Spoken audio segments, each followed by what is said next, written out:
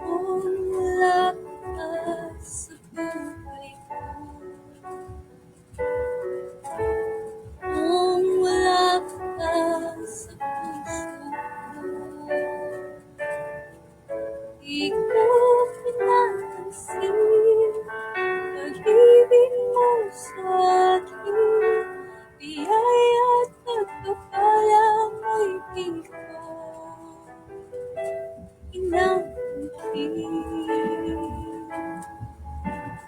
Buhay sa kasalanan ang puso ko, ibig ko'y hindi nilaan sa'yo. Mahina sa puso ang pagkatao ko, nananalig ko sa'yo'y hindi siniseryoso. Ngunit ngayon nagbago na ang pagkatao ko, wala na ilalakas. Mananalig ko'y tumibay, buong tiwala ay binigay sa'yo lamang. Jesus, mananalig ko.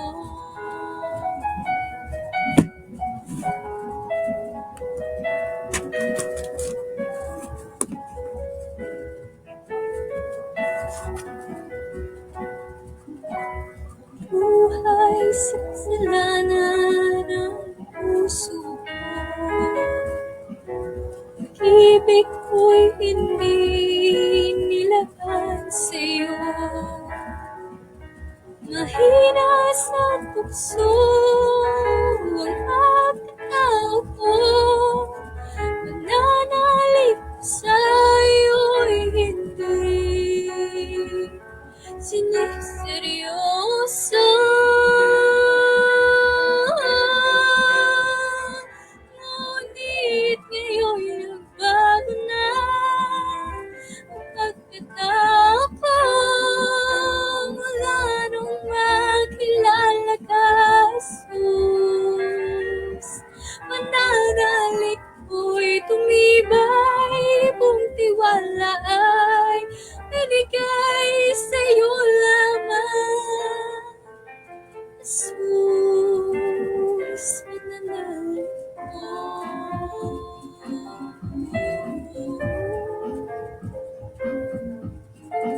Sa'yo lamang, Jesus, mananalig ko.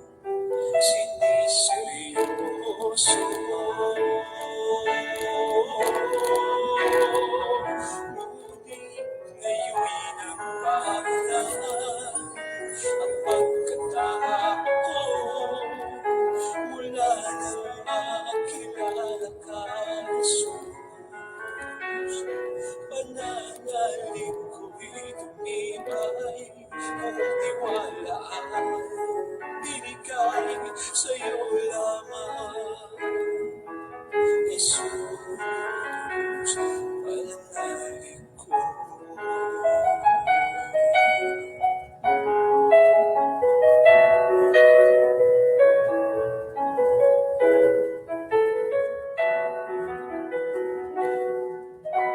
Nabuhay sa kasalanan ang puso. Pag-ibig ko'y hindi nilaan sa'yo.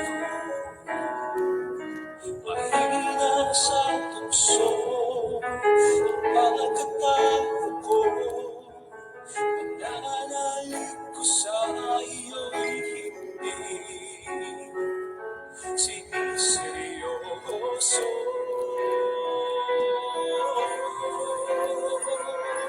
Ngunit ngayon'y nagbago na ang pagkatao ko. Wala nang makilala ka, Jesus. Pananalig ko'y tumibay, buong tiwala ay binigay sa'yo lamang, Jesus. Pananalig ko.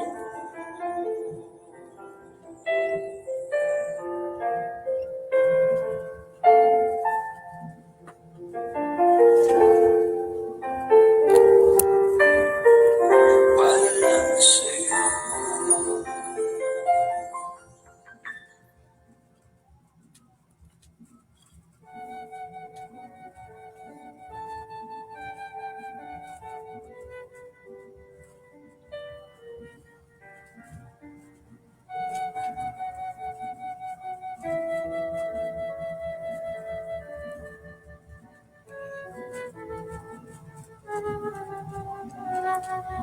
Purihin ang Panginoon.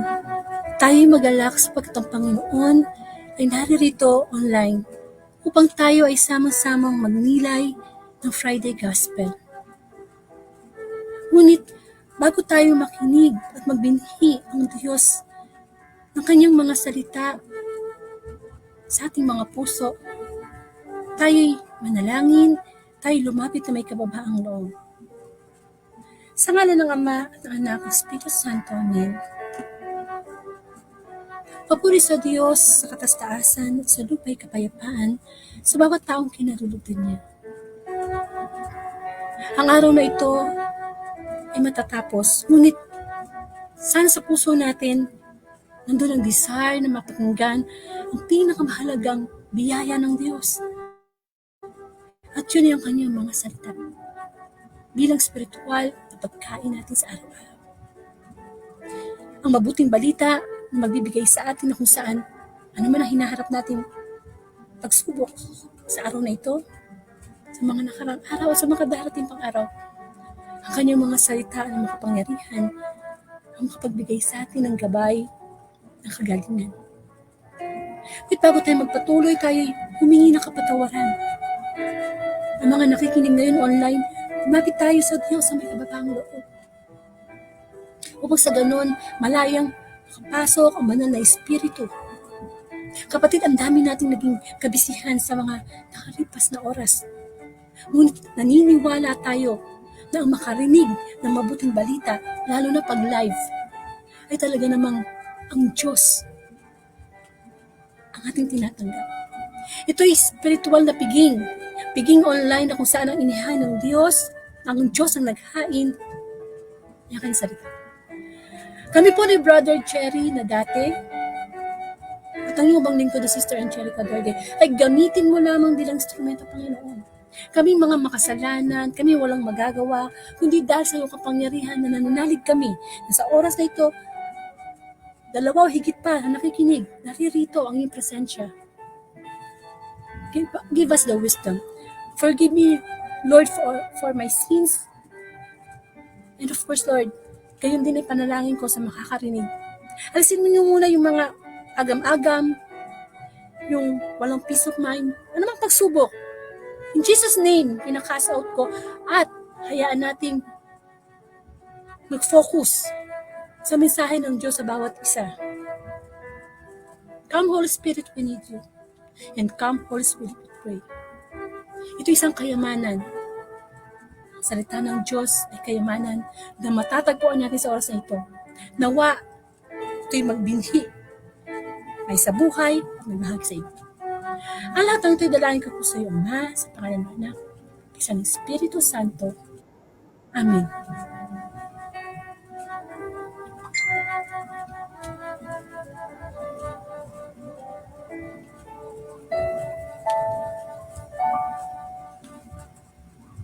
Sama-sama po nating bigyan ng parangal ang mabuting balita. Pwede po tayong sumabay sa pag-awit.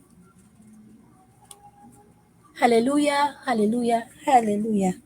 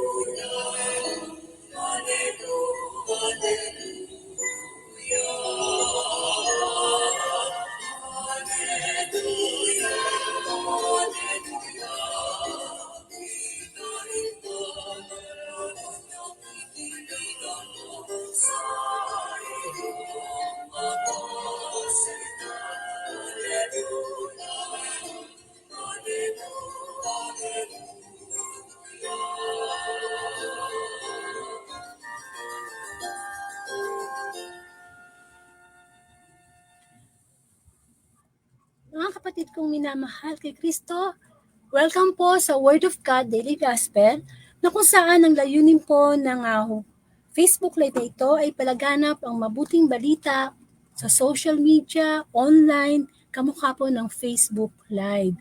Lahat po tayo may Facebook. So sana gamitin natin ang ating Facebook, lalo na pag may mga nagla-live tungkol po sa salita ng Diyos, kasi po napakabuti ng Panginoon, no? Kahit ano pong ginagawa natin ngayon, kumakain, nakahiga na, biro mo ang Diyos nag-o-online na rin upang sa ganun mabinhian ang ating espiritu. Kasi tayo po ay nakakain, no? Sa mga nakaraang oras. Ang dami po nating ginawa. Daming biyaya na dapat ipagpasalamat sa Diyos. Ngunit ang makarinig ng mabuting balita, yan po yung importanting blessing, kasi po hindi lang naman po tayo katawang lupa, meron po tayong espiritu, meron po tayong kaluluwa. Nawa lagi nating nadidesire na nagugutom din ang ating espiritu dahil ito'y nagugutom sa salita ng Diyos, kasi nagkakasakit to kapag tayo po ay nagkakasala. So, ako po si Sister Angelica Dorde at ang Facebook Live na ito ng Word of God ay nagsimula po noong August 5, 2019 at sa awa po ng Panginoon ay patuloy po niyang ginagabayan ang inyong abang lingkod at ang programang ito upang gamitin sa for the glory of the Lord, di po ba? Kasi alam naman po natin na boom ang social media. Kung ano-ano mga napapanood natin, iba't ibang content creator na talaga namang sa YouTube lang makita nyo talaga ang dami nagko-comment, nagla-like, nag-share. Kung ganun po, no, marami, bakit di po kaya natin i-viral ang mabuting balita? Mas maganda po yun, diba? Sa dami ng problema, itong taon na to, na matatapos na lang po, ilang araw. So, siguro naman po, pagka nagbubukas tayo ng TV, diba, o radyo, bad news Pero sigurado na ang mabuting balita, yan po makapagbibigay sa atin ng kalakasang espiritual. Alam niyo ba, kapag malakas tayo spiritual, susunod ang ating physical na kalakasan. Pero kung didepende lang tayo sa physical nating kalakasan, tapos yung spiritual nating kalakasan, wala, madadamay yon. Kaya dapat, no, kasi po utos din po yan ng Panginoon. Sa Joshua chapter 1 verse 8 na, pagbulay-bulayan, pagdilay-nilayan, araw at gabi, ang salita ng Panginoon. At sinabi din po ng Panginoong Hesus na hindi lamang sa tinapay na bubuhay ang tao, kundi sa bawat salitang namumutawi mula sa Diyos. So, hindi lang po 10 commandments ang utos ng Diyos, napakarami. At saka, siguro naman, deserve naman ni Lord na kausapin tayo through Bible reading, through hearing ng kamukha nito ng mga live sa TikTok, sa YouTube, dito po sa Facebook Live. And of course, deserve din ni Lord na mag-pray tayo sa Kanya, magpasalamat. So, ano siya, two-way, no? Two-way communication. Eh, alam naman natin ang cellphone natin, ginagamit natin sa chat. Nag-chat tayo sa isang tao, yung tao na yun, mag-answer back sa atin. So, ganun, no? Kung sa tao nakikipag-communicate tayo, dapat nakikipag-communicate din ang ating spirit sa spirit ni God. Walang bayad, no? Hindi ka mukha ng wifi, kailangan mong bayaran monthly o magpa-load ka. Pero si Lord, di ba? Kung ano pa yung libre, dapat yun yung kinagrab natin na i-connect natin kay Lord kasi ang wifi ni Lord spiritually laging malakas ang signal, no? So sana alam natin yung dahilan kung bakit tayo nagising sa araw na ito dahil sa habag ng Diyos. So bilang tayo mga makasalanan, kahit alam na natin ang mga pagkakamali natin kasalanan, andyan online ang Diyos para sa ganun paalalahanan tayo bilang mapagmahal nating Ama. At maraming salamat sa Diyos. Ngayon po ay December 29, 2023. At ang ating pong pagbasa, nababasahin ng ating guest preacher na si Brother Jerry na dati, ay mula sa Lucas, kay San Lucas chapter 2 verses 22 to 35, tungkol po sa dinala si Jesus sa templo. So, ipapasok na po natin siya dito kasi po naka-Facebook StreamYard po tayo ngayon. So, sandali lang po, babalik ako sa StreamYard. Ayan. So, ipapasok ko na po siya sa screen para i-welcome po natin siya. At siya po ay mag-opening personal prayer. Then siya na po yung magbabasa ng Bible, ng gospel pala. Tapos tuloy-tuloy na po siya sa reflection. Amen. Sandali lang po. Ayan, sandali lang po. Add. Ayun. Ayan. Okay, magandang gabi. Magandang gabi, brother. Magandang gabi po na po. Ay, magandang gabi po sa inyo pong lahat. Tayo po ngayon ay magnilay sa pamagitan po ng pagkain na nagbibigay buhay. Hindi lamang po sa pagkaing material ang tao ay nabubuhay, kundi gayon din po sa banal na salita ng Diyos. Okay, ang atin pong babasahin ay mula po sa aklat ng San Lucas, kabanatang 2, mula talatang 22 hanggang 35. English version po itong aking babasahin at Tagalogin na lang natin mamaya. When the time came for the purification rites required by the law of Moses, Joseph and Mary took him, the baby Jesus, to Jerusalem to present him to the Lord, as it is written in the law of the Lord, according to Moses, that every firstborn male is to be consecrated to the Lord, and to offer a sacrifice in keeping what is said in the law of the Lord, a pair of doves or 2 young pigeons.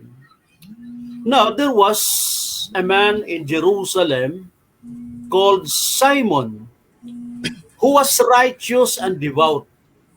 He was waiting for the consolation of Israel, and the Holy Spirit was on him. It had been revealed to him by the Holy Spirit that he would not die before he had seen the Lord's Messiah. Moved by the Holy Spirit, he went unto temple courts. When the parents brought the child Jesus to do for him what the custom of the law required,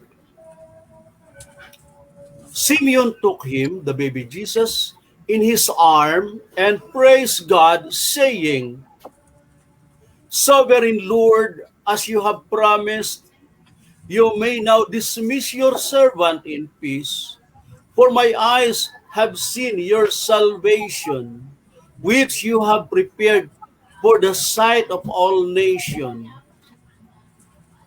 a light of revelation to the Gentile, and the glory of your people Israel.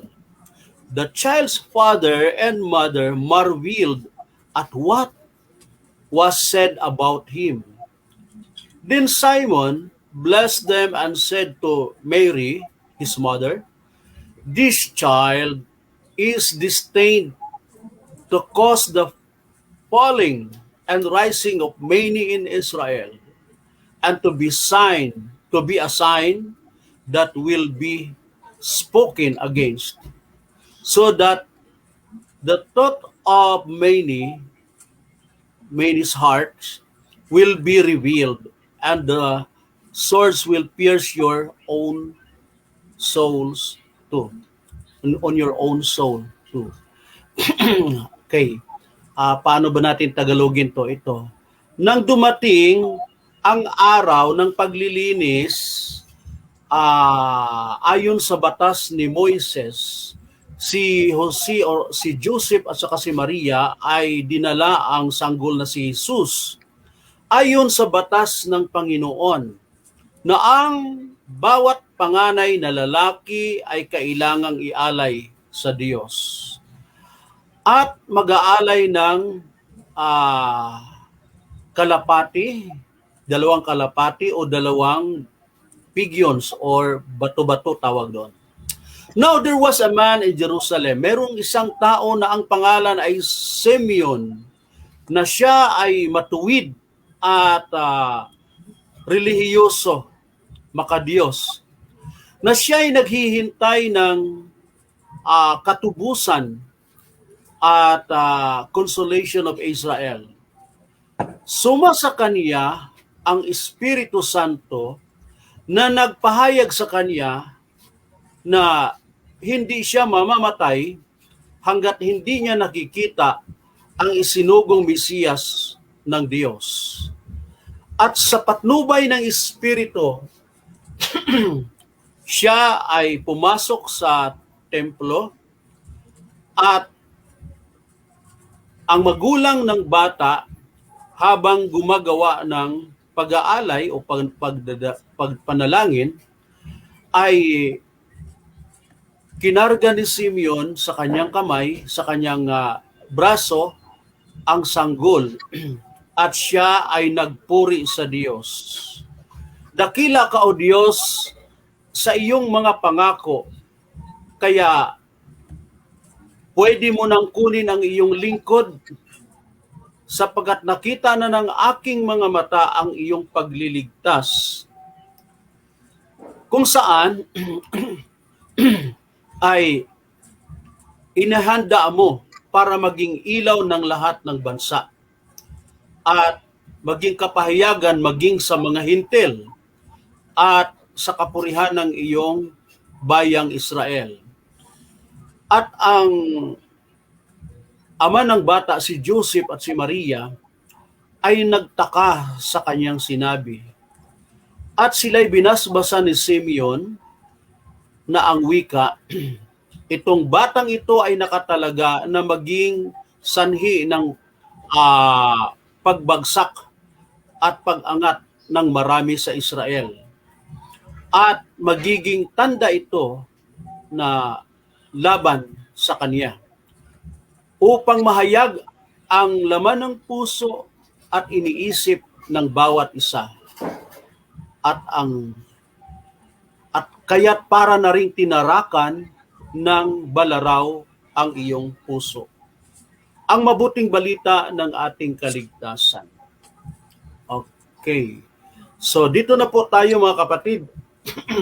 Sa atin pong pagninilay, bago ang lahat ay nais ko po munang bumati ng isang pinagpala. Magandang gabi sa ating host, Sister Angelica Dordi. Merry Christmas and Happy New Year po sa inyo. Kag sa akon kasi manwadra nga si Brother Emmanuel. Mayong gabi kag kabay nga padayon kita nga bendisyonan sang Dios nga makagagahom. Sa tanan nga mga Ilonggo dira sa Region 6 Iloilo, Aklan, Capiz, Antique, kag dira man sa Bacolod and lugar sang Masbate, maayong gabi ilang sa inyo dira tanan nga mga Ilonggo. Okay? So ang inyong Brother Jerry po ay taga Aklan. malinaw aklan, madalag aklan. Okay. Sister Angelica, tuloy na po ba ako sa ating paksa na talakayin? Opo. Dahil ito pong ating ebanghelyo na ating binasa, ay maganda pong tingnan natin ang paliwanag po ng Catechism of the Catholic Church. Kasi ang paksa natin na makukuha dito po sa ebanghelyong ito ay panalangin, pagdarasal, pagpupuri, pagpapasalamat sa dakilang Diyos na siyang may plano ng lahat ng bagay. So, napakaganda pong tingnan natin itong bahaging ito dahil si Simeon po ay nag-alay ng panalangin papuri sa Diyos dahil nakita na niya kung ano yung kahanga-hangang bagay na ginawa ng Diyos sa kanya, actually hindi lamang sa kanya kundi sa lahat ng tao sa mundo ay nasasakop ng dakilang plano ito. Ngayon, dahil medyo mainit ngayon ang issue about fiducia supplicans na inilabas ng ating Pope Francis, ay ang tinutukoy po dito ay binibigyan na niya ng pahintulot ang mga kaparian na pwedeng basbasan. Sino? Yan. So magandang pagninilay po ito. Actually, ang pagbabasbas po o panalangin ay isang dakilang gawain po ng bawat binyagang Kristiyano. Ano pa? Okay. Ngayon, sabi po ng Catechism of the Catholic Church, kasi si Simeon ay nanalangin, nagpuri at binasbasan ang pamilya, the Holy Family, Jesus, Mary, and Joseph. Sabi nga po, in Catechism of the Catholic Church number 1668, ito po ang mababasa natin. Blessings are called sacramentals because they prepare us to receive the grace of the sacraments and help us to grow to be more like Christ. Wow. Anong ibig sabihin mga minamahal? Pag pinag-usapan natin yung blessing, na ito ay tawag po dito ay sacramentals. Yan. Ito po ay paraan ng Diyos upang tayo ay ihanda na tahasan nating tanggapin ang grasya na ng sakramento na atin pong tinanggap. Halimbawa, tayo po ay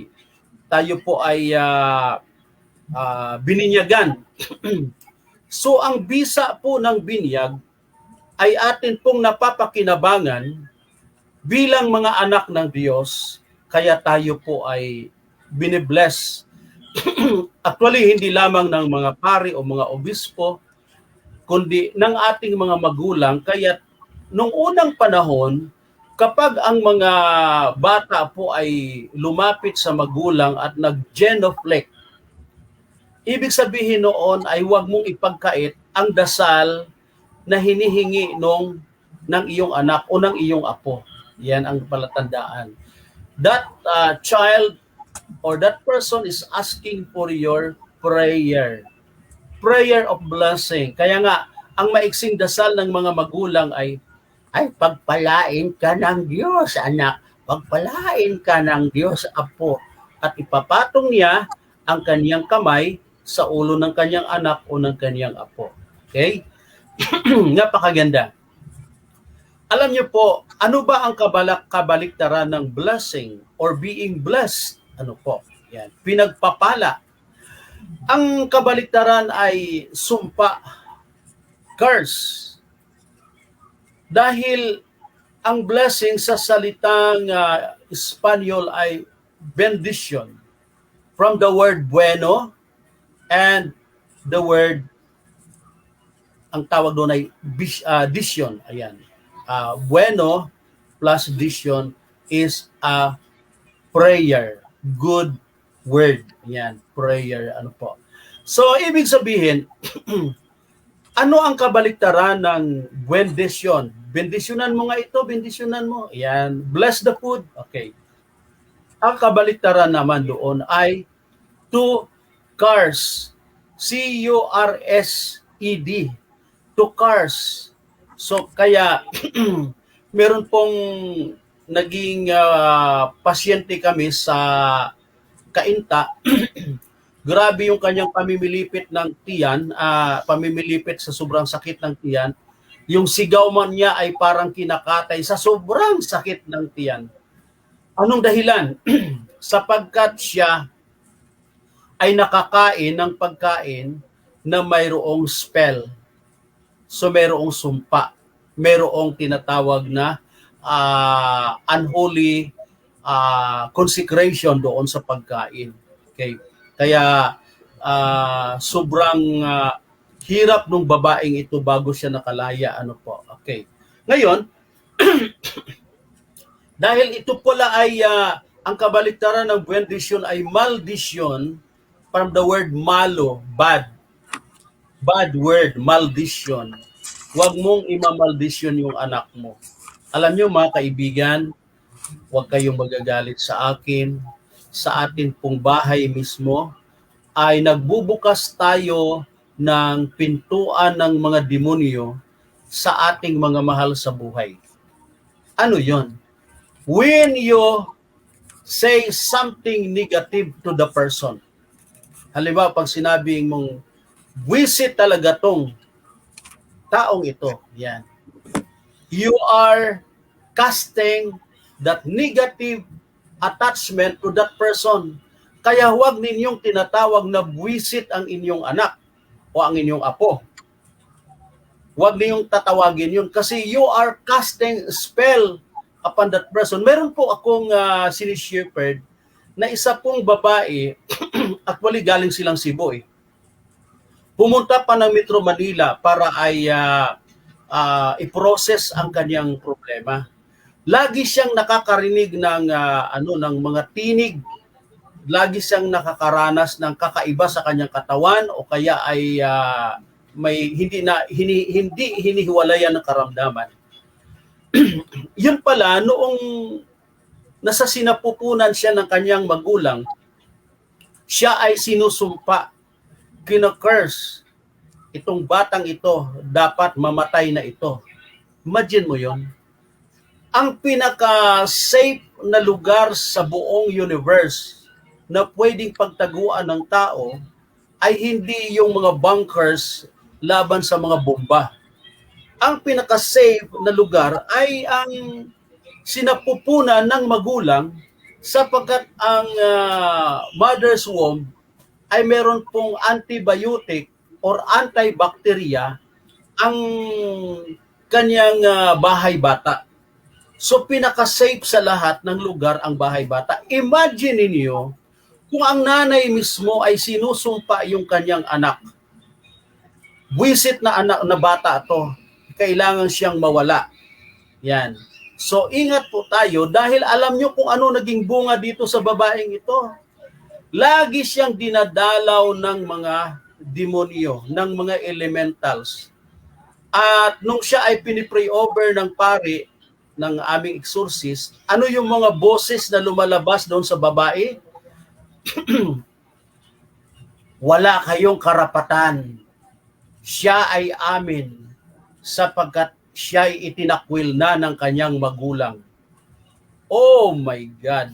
Dito po tayo ay mag-ingat sa atin pong mga ginagawa, sa atin pong mga ipinagbubuntis ng mga nanay, lalo na kapag ang mag-asawa ay nagkasundo na ilaglag itong batang ito. Oh my God! You are offering that infants. Yang taong iyan na sa sinapupunan, ino-offer ninyo sa diablo. Ano po? Yung minumura yung bata, that is maldition, curse. Pag minumura yung bata, huwag minumura ang bata, huwag minumura ang inyong apo. Gaano man kayo naiinis, pwede niyong paluin ng sinturon nang hindi naman mabalian ng buto, ha? Basta ini-impose niyo yung discipline. Pero huwag ninyong mumurahin. Kasi ang tawag doon ay malo, bad, and maldition, bad word, sumpa, curse, ano po. At yan po ang binabantayan ng mga demons para ang isang tao ay nasa ilalim na ng kanilang control. Dahil they are good as an offering to the world of darkness. Okay, so maliwanag yan mga kapatid. Kaya ito pong pinag-iinitan ng marami na maging ang inyong abang lingkod po ay tinatanong sapagkat active po tayo sa social media dahil po sa ating ministry. Ako po ang inyong lingkod ay active po sa exorcism ministry na ang amin pong exorcist ay mula po sa military diocese. Meron po kami 5 pari na exorcist sa military diocese. Ngayon po, dito po namin nakita kung paano nagtatrabaho ang dyablo, nakikialam ang dyablo, nagkakaroon ng territorial rights ang dyablo, yung tinatawag nating unholy consecration sa pamamagitan ng casting of spell or sumpa, maldition. Ingat po. Ito po, yung tinatanong ng marami ngayon sa inyong abang lingkod, ano ba daw ang masasabi ko dito sa fiducia supplicans na pinirmahan at inilabas na po ng Vatican at permado po ito ni Pope Francis. Unang-una, ang magdasal ng blessing, kung pari ang nagdadasal, napakaganda po niyan kung pari mismo, ordained minister ang nagdadasal ng blessing. Yan. So, ang tanong dito ay sino ang ibe-bless? Sino ang ibe-bless?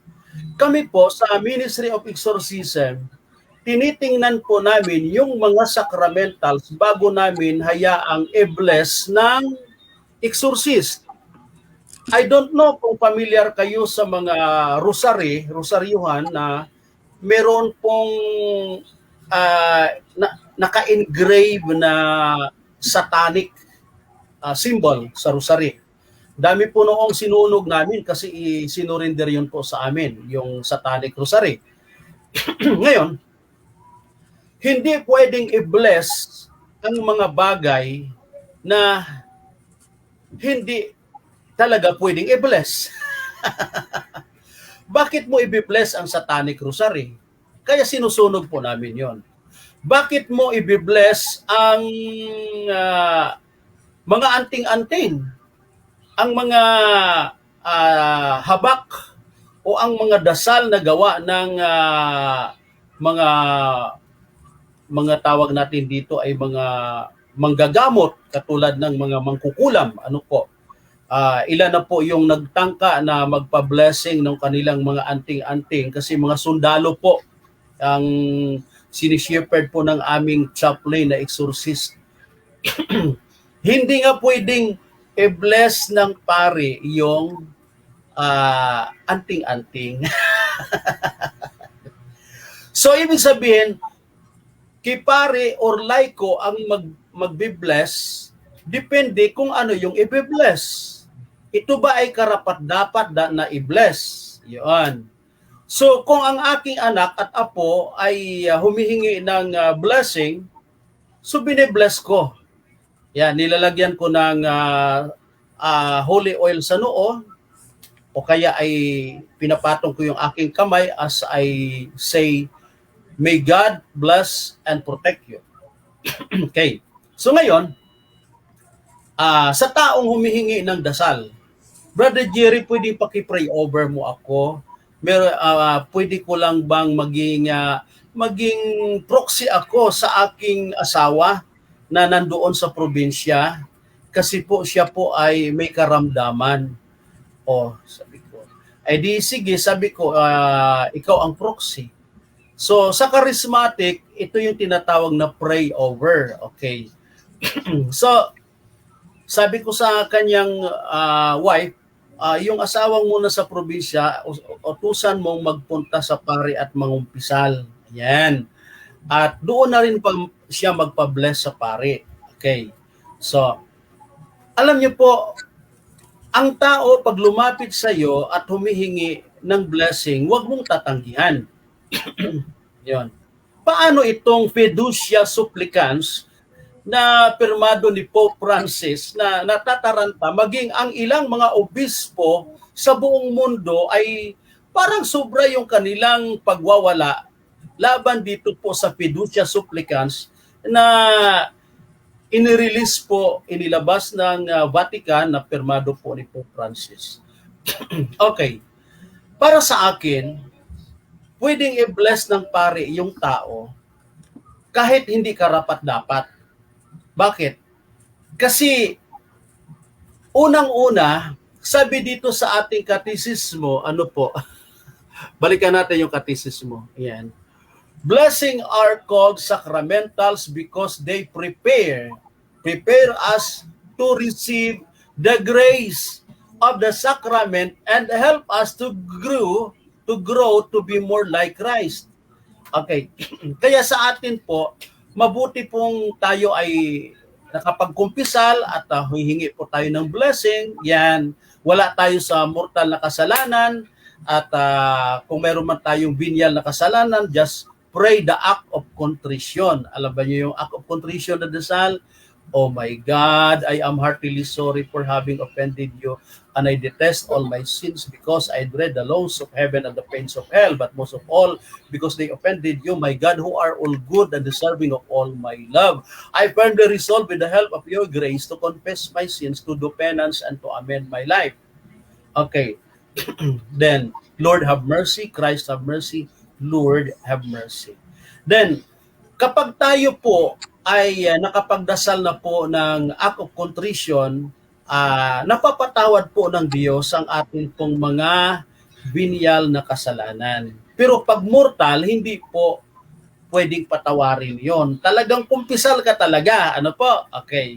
Ngayon, dahil dito po sa fiducia supplicans, ay ibe-bless ang magkasama sa isang bubong na isang bakla at isang lalaki.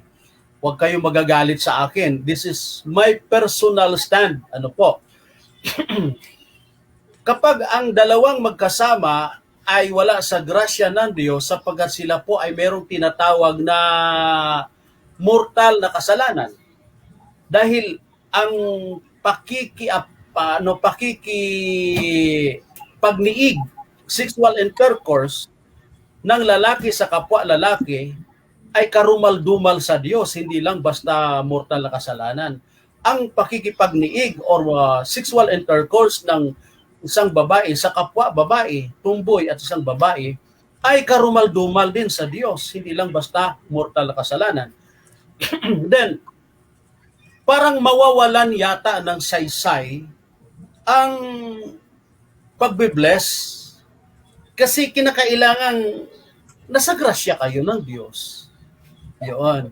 Yun ang aking personal na pananaw. Ano po, bahala na kayo kung sinong pare ang pwede yung tanungin. Kung mali man ako sa aking personal na pananaw, ito ay dahil sa aking pagninilay sa Catechism of the Catholic Church number 1668 at saka 1670. Every baptized person is called to be a blessing. Nagiging blessing tayo at pwede din po tayong mag-bless, not the sign of the cross. No? Pwede po tayong mag-bless as a baptized person. Bless your spouse, bless your children, bless your grandchildren, bless your business, your house, your office, i-bless mo. Ang mga elder po ng mga community sa ating charismatic ay may mga elder ang mga community. Ang elder po, kapag nasa grasya ng Diyos, ay meron siyang authority para ay mag-pray for blessing sa kaniyang mga nasasakupan. Ano po, okay? pwede rin siyang mag-pray ng tinatawag na deliverance prayer kasi by virtue of the authority vested on him as an elder of the community. By virtue of my authority vested on me as a father, as a father, ako ay duty bound para ay mag-pray or mag-bless or mag-conduct ng deliverance sa aking bahay, sa aking opisina, ano po, o sa aking anak, sa aking apo, sa aking kabiyak. Yun, mga direct bloodline ko yan. So, hindi lamang po pare. Pero pagdating po sa tinatawag na pagbe-bless ng mga halimbawa ay exorcise salt, ano po, holy water, yan, holy oil, pare na po ang may gumagawa noon. Hindi na po yung katulad naming laiko, ano po. Bagaman, depende sa obispo na nagbigay ng karapatan sa laiko na mag-bless ng mga sacramentals katulad ng rosary, Bible, holy water, ano po.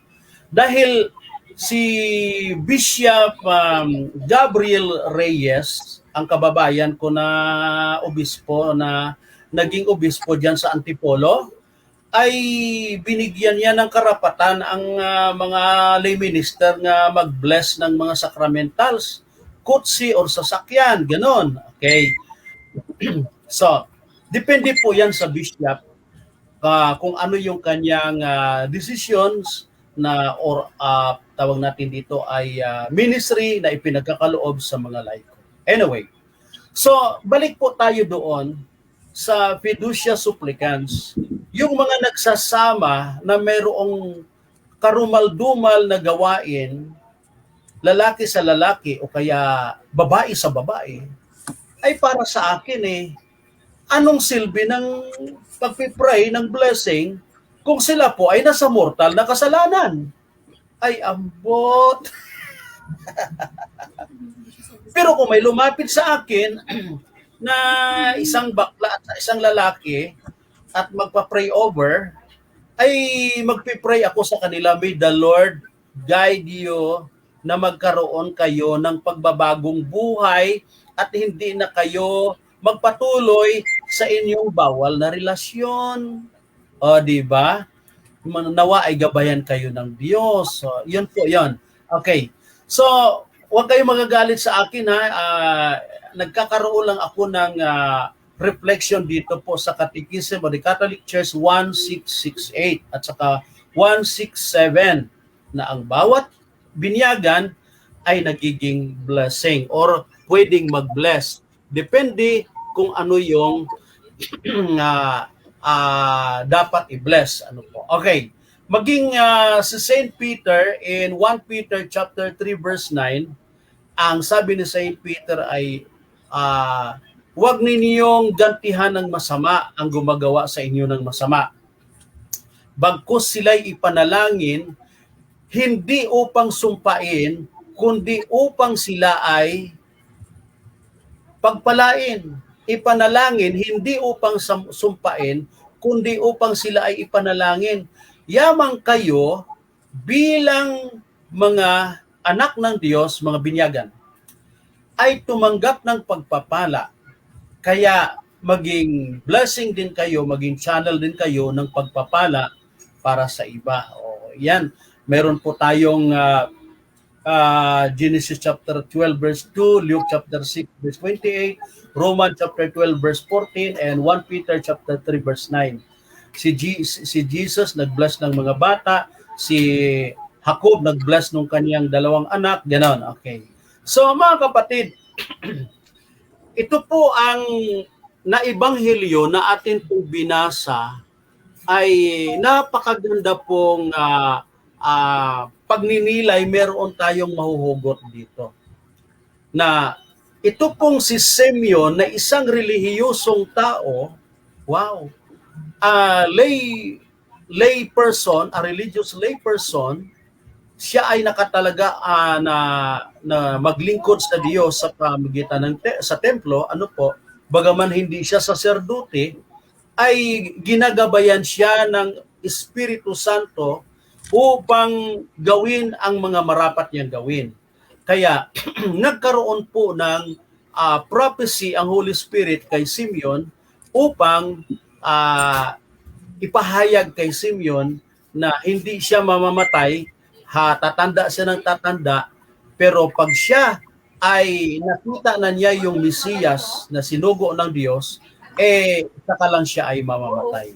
Ayan.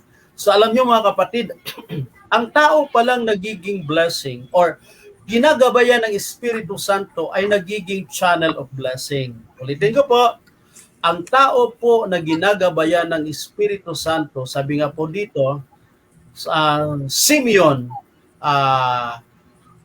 the Holy Spirit was on him. It had been revealed to him by the Holy Spirit that he would not die before he had seen the Lord's Messiah. And moved by the Spirit, yun, binasbasan niya yung pamilya. Ano po? Mga kapatid, ayon po sa sinabi ni Peter, 1 Peter chapter 3 verse 9, maging pagpapala kayo, yamang kayo'y tumanggap ng pagpapala ng Diyos. Be a blessing because you are blessed. Okay. Mga kapatid, sa atin pong mga charismatic, dahil lagi nating sinasabi na ang Espiritu Santo ay sumasa atin, walking in the guidance of the Holy Spirit, therefore, be a blessing. Magiging blessing po tayo sa halip na panunungayaw, sumpa ang atin pong babanggitin sa ating mga labi. Anything that is negative in your thoughts, in your words, in your action, is not of God. At yan po ay nagiging doorway po ng mga demonic forces or preternatural forces of darkness. Okay, so dahil tayo ginagabayan ng Espiritu Santo, maging blessing po tayo. And siguro, dahil tayo po ay late na nag-start, Sister Angelica, yan, huwag gantihan ng masama, sabi na niya, Sister Angelica. Ay gusto ko pong mag-alay po ng panalangin, a prayer of blessing po sa bawat isa sa atin ngayon. As I pronounce and claim my baptismal rite.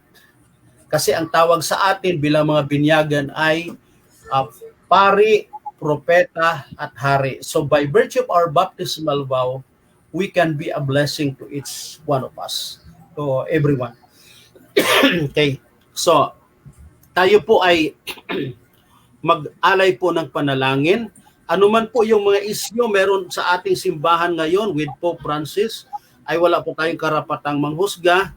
Ang akin po na binigay kanina ay ang reflection ko lang po sa Catechism of the Catholic Church, at sa mga magpartner na lalaki sa lalaki at babae sa babae, ipagdadasal ko pa rin sila na sila po ay pagpalain ng Diyos, sila po ay gabayan ng Diyos sa buhay kabanalan.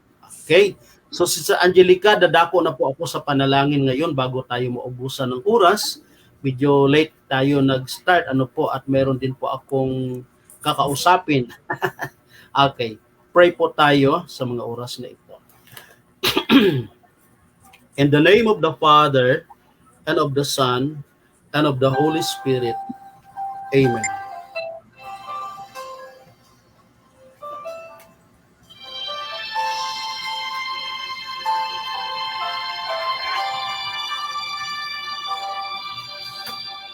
Sa tiyang kay buti ng ating Panginoon, magtatapat sa habang panahon, maging sa kabila ng ating pagkukulang, biyaya niya'y patuloy na laan. Katulad ng pagsinag ng gintong araw. Patuloy siyang nagbibigay tanglaw. Kaya't sa puso ko damdamin, katapatan niya'y aking pupurihin.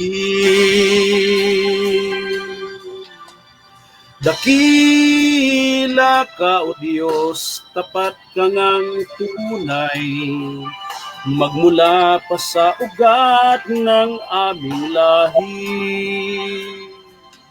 Mundo'y magunaw man, maasahan kang lagi, maging hanggang wakas nitong buhay.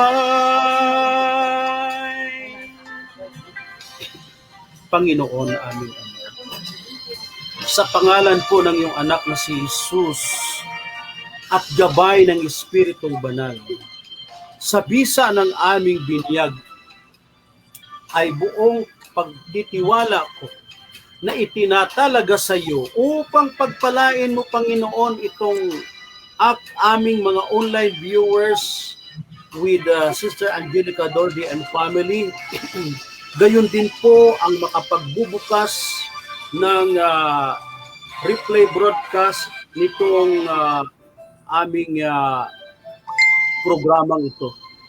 Kaya naman, Panginoon, hinihiling ko po, palayain mo kami sa iba't ibang mga maling paniniwala katulad ng mga pamahiin, katulad ng mga superstitious belief o ano pamang mga heretic doctrines na naglalayo sa amin at nawawalan kami ng pagtitiwala sa iyo dahil sa mga maling natutunan namin sa mundo. Kaya salamat po sa iyong banal na salita, sa iyong simbahan na ipinagkaloob sa amin, the Catechism of the Catholic Church, the teaching of the Church, na gumagabay sa amin sa tamang buhay. Amin pong inilalagak sa iyong mapagpalang kamay, Panginoon, ang aming buhay, ang bawat miyembro ng aming pamilya, kapiling man o nasa malayong lugar. At sa mga oras na ito, amin din pong itinatalaga sa iyo ang aming kabuhayan, hanap buhay, ministry, kongregasyon sa pangalan ni Jesus. We invoke your divine blessing, Lord, be upon them, be upon us as we face this coming New Year 2024. We look forward, O Lord, that something good is going to happen. Through the mighty intercession of the Blessed Mother, with the prayers of all saints and martyrs, all the holy angels and archangels, Saint Michael, Saint Raphael, and Saint Gabriel, let your blessing be upon us as we give you glory, honor, and praise, together with all the holy mass being offered in every altar of the Catholic Church. All glory to the Father, to the Son, and to the Holy Spirit, as it was in the beginning, is now, and ever shall be, world without end. Amen. We remember all the souls in the purgatory, especially those who most need of your mercy. May the perpetual light shine upon them, may they rest in peace. Glory be to the Father, to the Son, and to the Holy Spirit, as it was in the beginning, is now, and ever shall be, world without end. Panginoon, sa mga humihingi po ng pagpapala ng kagalingan, Panginoon, mula sa iyong kapangyarihan, by the power of the Holy Spirit, Lord, please, let the healing, let the blessing, the divine protection be upon my their online viewers, my their brothers and sisters, kasama na po Sister Angelica at ang kanyang buong pamilya. In Jesus' name, Lord, we pray. Glory be to the Father, to the Son, and to the Holy Spirit, as it was in the beginning, is now, and ever shall be, world without end. Amen. In the name of the Father, and of the Son, and of the Holy Spirit. Amen. Okay, maraming salamat po mga minamahal kong mga online viewers, Sister Angelica, sana'y makabawi tayo dahil medyo na-late tayo. Ang mahalaga po, natuloy yung online. Siguro Ano makabawi po? tayo uli bago man lang matapos itong December ay maka-online ulit tayo kasi marami tayong mapag-uusapan. Kailangan ko lang kasi may kausap din ngayong alas 9 na po. Oo Okay. nga, no, sayang. Salamat Sabi ko po. sana God bless you. Okay, Bye-bye. thank you. Okay, bye-bye. Maraming pong salamat. Okay. Yan po si Brother Jerry na dati. Sige po, pwede na po kayong mag-out kung gusto niyo po. Oo. Sige po. So, Bye. Bago mag-go-in, ayun. Sige. Ayun po. Sana meron pa kaming konting palitan ng kuro-kuro tungkol sa gospel. Pero since meron pala siya kausap, kasi nga dapat po talaga magla-live kami alas 6 ng hapon. Kaya lang, naiba po yung oras, nag-start kami ng alas 8 kasi nga lumabas ako na traffic. So, anyway, maraming salamat sa Panginoon. Ano na lang, ako na lang, i-review ko na lang yung kanyang mga binigay na reflection sa mabuting balita. Okay. Tulad ng sinabi niya kanina na si Simeon, siya isang talagang ginagabayan ng ating Diyos, no? Talagang napupuspos siya ng Espiritu Santo. At ito pong ating gospel tungkol sa dinala si Jesus sa templo, tunay nga na si Simeon talagang hinihintay niya na makita ang Mesiyas. At alam naman po natin na ang Mesiyas ay ang Panginoong Jesus. So, nung dinala si Jesus doon sa templo at nakita ni Simeon, sabi niya, pwede na siyang mamatay. Amen. Ganon siya patience na maghintay na makita yung Mesiyas. Kasi hindi siya mamamatay Ayaw niyang mamatay hanggat hindi niya nakikita yung Mesiyas. So nung nakita na niya yun, natupad yung ng propeta, no? Na talagang makikita niya at talagang magpupuri siya sa Panginoon. Kasi biniles niya yung pamilya na yun si Mama Mary, si Joseph at saka si Jesus Christ. Tapos ano pang sabi ni brother para doon sa mga hindi nakaabot sa reflection na binigay ni Brother Jerry na dati. Isa-isayin natin ano lang tayo, yung ano ba tawag doon? Recap. Of course, sabi niya kanina, dalawang bagay daw kasi ang pwede nating gawin sa ating kapwa. Is either i-bless natin sila o i-curse. Kasi sabi niya dito kanina, wag daw po tayo magsasalita ng masama sa ating kapwa. Halimbawa, kasama natin sa bahay, o kaya kahit hindi kasama sa bahay, kahit sa labas, kahit sino na nakaaway natin, sabihin natin, may sama ng loob tayo, tapos sasabihin daw natin, sabi ni brother na natin na, buwisit ka, demonyo ka, mamatay ka na, minumura natin. Wag daw po natin yung gagawin sa ating kapwa. Kasi nagkakas tayo ng spell o sumpa. Oo, tama yun. Tingnan nyo, di ba, yung mga napapanood nyo po sa pelikula, yung sinasabi nung nanay doon sa anak na nabuntis. Kasi pinag-aaral niya, tapos nagpabuntis. Di ba, sinusumpa? Anong sabi nung nanay? Walang niya ka, maghihirap kayo, mga suwail na anak. Meron po palang yun. May kapangyarihan yun. Pwede maghirap talaga yung anak. Kasi nga po, nag-spell siya nagkakas siya ng spell yun po galing sa demonyo. Kaya nga sabi nga ni brother kanina na sa bahay lang natin, ini-invite natin yung demonyo na pagka nagsasabi tayo ng mga mura. Kaya iwasan po natin ang magmura kasi kapag tayo po ay namumura, hindi po Holy Spirit ang nasa atin, kundi of course, demonyo. Di ba? Alam nyo kasi si Brother Jerry na dati, ano po yan? Exorcism yan. Kasama siya ng pare na kapag halimbawa tinatawagan sila, no? Halimbawa may napoposes na tao, pupunta sila doon sa lugar na yon. Tapos sabi niya, doon siya nakakita ng mga tao na gumagapang sa ibabaw ng kisame, yung lumulutang, yung nag-iiba ang boses. Di ba? Tapos pag tayo nagagalit, di ba? Naiiba yung boses natin. So ibig sabihin napoposes tayo.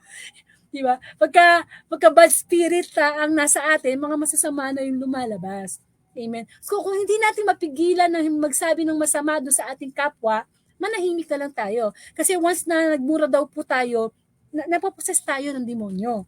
Amen. So Is either dalawa lang naman daw po ang gawin natin sa ating kapwa, i-bless or sumpain. So kung sabi din po ni Brother Jerry kanina na wag po tayong padaig sa masama o wag nating gantihan ng masama ang masama. Kundi kapag ginawan po tayo ng masama, gantihan po natin ng mabuti. Amen? So, tingnan naman natin ang ating Ama sa Langit, no? Kahit araw-araw po tayo nagkakasala, di ba ginagantihan tayo ng mabuti ng Panginoon? Binibigyan pa rin tayo ng pagkakataong lumapit sa Kanya. At isa pa, yun po yung nire-recap ko lang ha. Kasi sapat talaga meron kaming napalitan pa ni Brother Jerry. Kaya lang mamadali na po siya. Ayun iwasan natin from now on. Kasi si Brother Jerry, eksperto na po yan pagdating sa mga demonic possession. Kaya wag na nating hintayin. Kasi akala po natin yung mga pinoposes na tao, yung napapanood po natin sa pelikula na, ay napoposes yan kasi lumulutang. Ay napoposes yan kasi lumalaki yung boses. Ay napoposes yan kasi umiikot yung ulo. Ay napoposes yan kasi malakas. Hindi po. Tayo araw-araw, kahit tayo ordinaryong tao, napoposes din po tayo ng demonyo. Kapag sobra na yung galit natin, di ba naiba boses? Kapag sobra na ang galit, pumapangit. Kapag lalaki yung mata, nanlilisik. Di ba ganyan demonyo? Tapos kapag nagalit tayo, lumulutang. Ano ibig sabihin? Lumulutang yung isip natin, hindi na tayo makapag-isip ng tama. Kung minsan kahit mataas yung pinag-aralan mo, meron ka estado sa buhay mo, hindi ba? Pag galit ka, wala na edukado, no? Amen? So, ano pa? Yung talagang yun, kapag tayo po ay nasa state ng kasalanan, tayo po ay napoposes ng demonyo. Kaya kailangan, lagi tayong pumipili sa bawat araw. Ano ba? Ibe-bless ko ba yung kasama ko sa bahay o i-curse ko siya? Mamimili lang tayo, di ba? Syempre tayo, ayaw nating tayo ay curse ni God. So, ganun lang yun eh. Kung ayaw nating i-curse tayo ni God sa mga kasalanan natin, bini-bless pa rin tayo ni Lord kahit na nagkakamali tayo.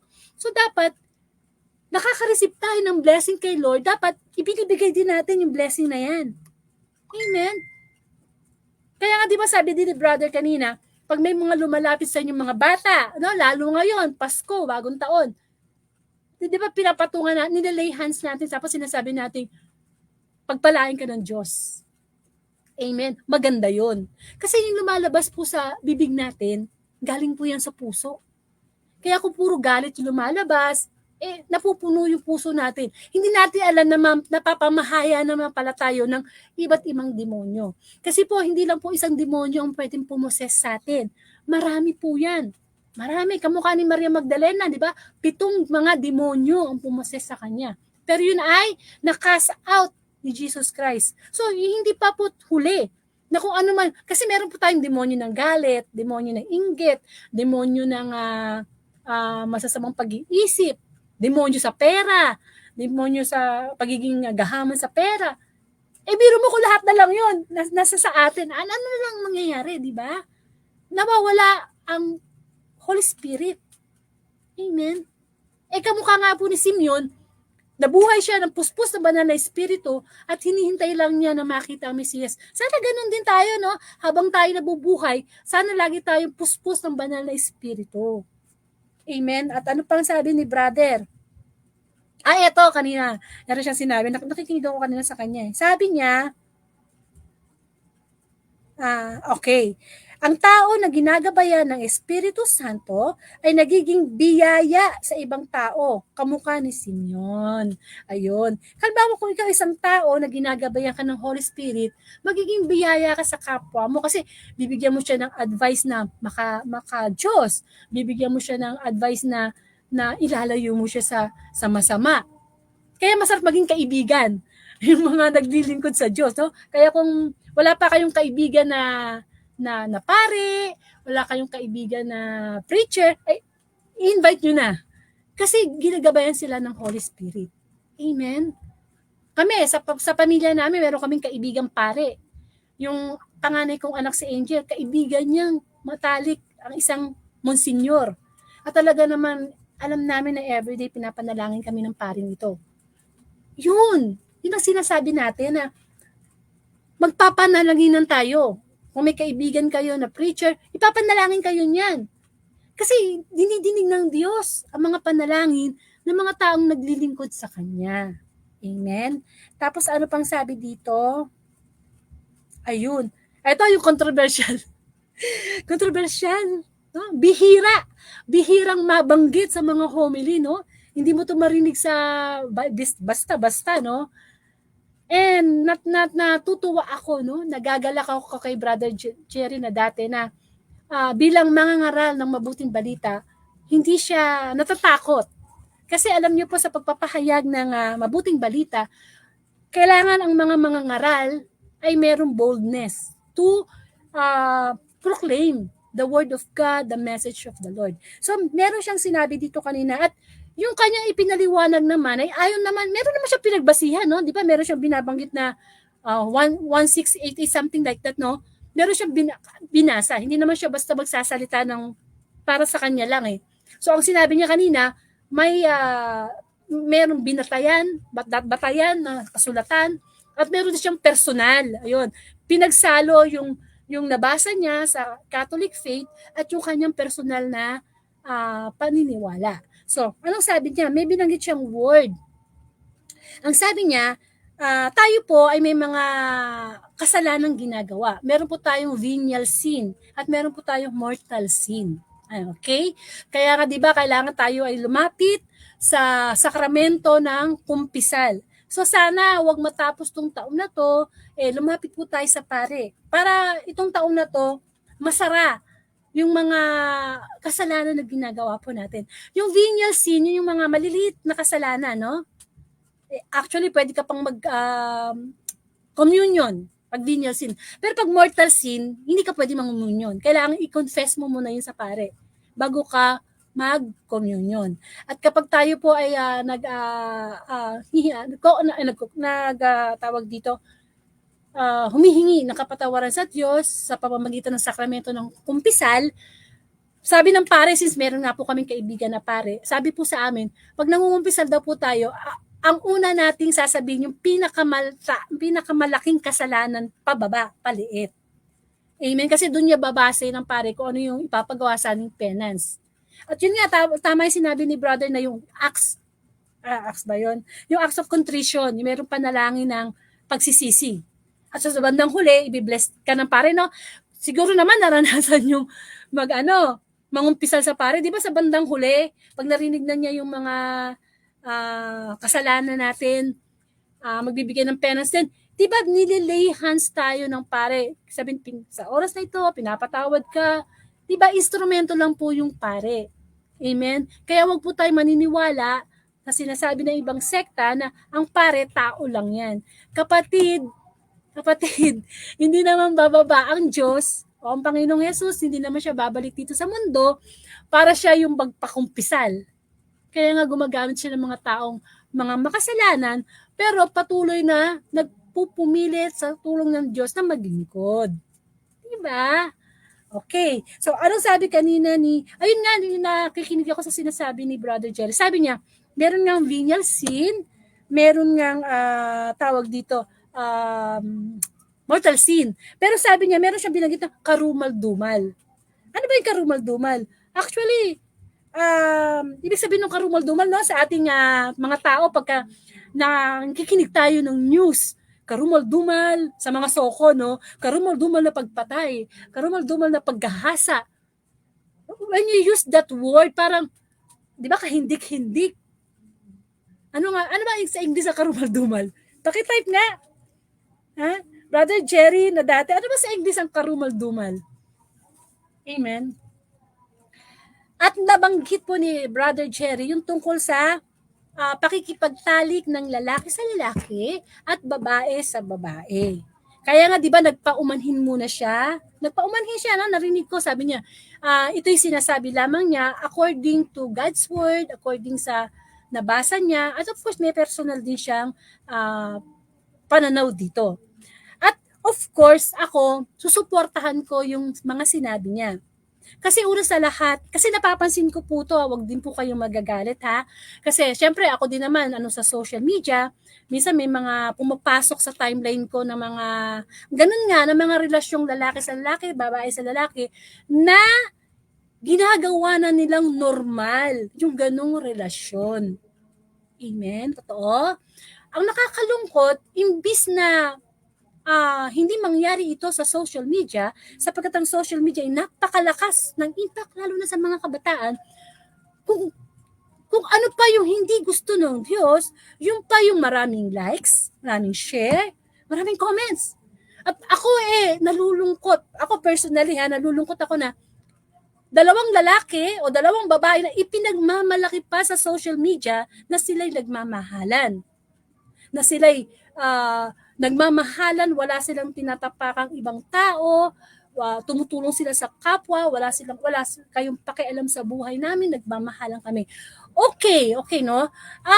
Kasi alam niyo po dito sa mundo natin ngayon, lalo sa panahon natin ngayon, na sinasabi niyang an evil generation, natupad na po yung sinabi ng kautusan.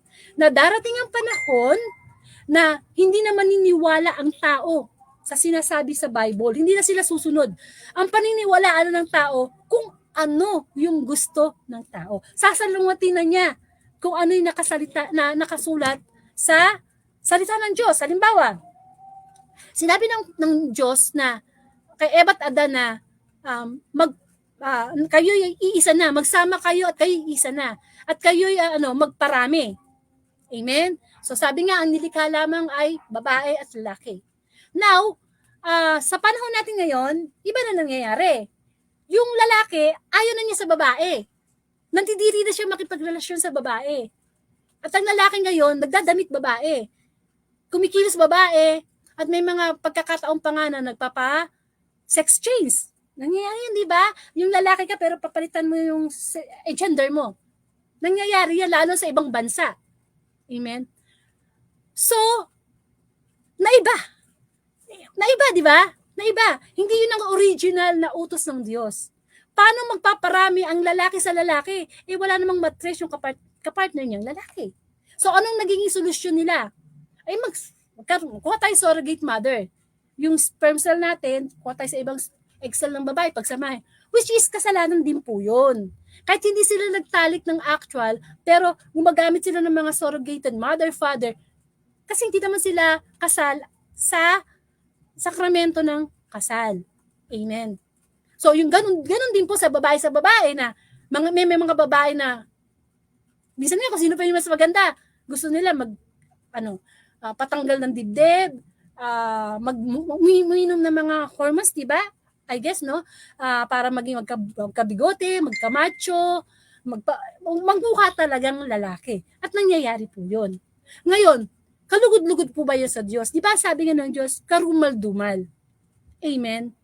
Although, sabi nga, hindi dapat itinuturing na pag-judge kapag nakakarinig ng ganito. Kasi, itinatama lang po tayo ng Diyos eh. Kasi kung ang pare, ang mga preacher ay masasabi nating judgmental, sabihin na natin na si Kristo ay judgmental. Kasi nung panahon ni Kristo, wala siyang ginawa kundi expose yung mga karumal-dumal na ginagawa ng mga saserdote, ng mga pariseyo, ng mga dalubhasa sa kautosan, ay judgmental na. Si Kristo. Kasi sinasabi niya yung totoo eh. Yung salita ng Diyos eh. Kayo mo, di ba ganun din ang ginagawa ng mga pare? Sinasabi. Na-expose. Amen. Wala naman po kahit isa sa atin na pwede mag-judge sa ating kapwa eh. Kasi lahat po tayo makasalanan. Iba-iba nga lang kasalanan ginagawa po natin. Ang punto lang po ng mabuting balita is ihayag yung katotohanan. Kasi mali na eh. Mali na. Amen. Tsaka alam nyo po, sabi nga nila yung mga ganyang nangyayari, minsan epekto yan ng environment.